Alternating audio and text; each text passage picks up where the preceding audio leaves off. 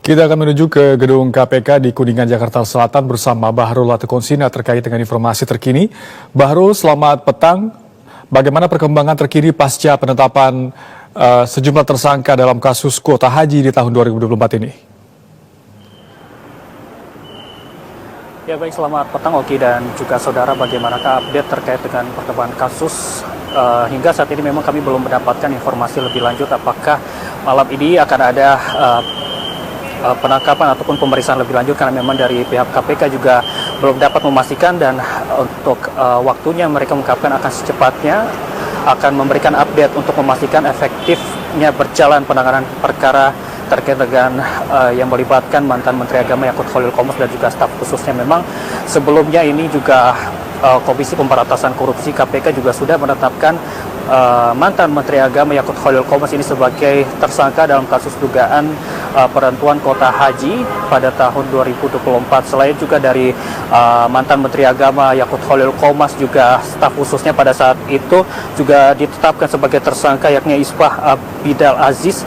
Dan memang dari apa yang disampaikan oleh juru bicara KPK Budi Prasetyo mengungkapkan juga KPK sudah menerbitkan surat perintah penyidikan atau sprindik untuk memastikan keberlanjutan dari penanganan kasus dugaan korupsi penentuan kuota haji. Dan memang jika kita lihat hingga saat ini juga di Gedung Merah Putih KPK, kami dari awak media masih menunggu terkait dengan kelanjutan dari kasus dugaan korupsi ini. Namun hingga saat ini memang belum ada update dari pihak KPK terkait dengan kelanjutan penanganan perkara. Perlu juga diketahui memang sebelum menjadi tersangka, mantan Menteri Agama dan juga staf khususnya ini sudah dicegah untuk dapat berpergian ke luar negeri. Selain itu juga untuk kasus ini perlu diketahui memang terkait dengan penentuan kuota.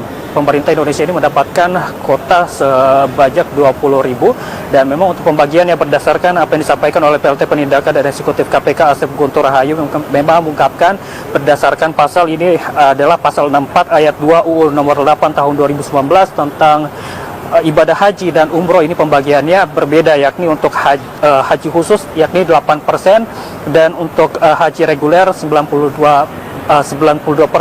Maka jika dibagi dari total 20.000 kota yang memang menjadi tambahan, pembagiannya adalah 8% untuk haji khusus yakni 1.600, sementara untuk 92% dari haji reguler ini adalah 18.400. Namun memang pada pembagiannya ini tidak dibagi 8% dan juga 92%, namun pembagiannya adalah 50%, sehingga dari total tersebut, dari total 20.000 kota tambahan dibagi secara merata yakni 10.000 untuk reguler dan 10.000 untuk haji khusus.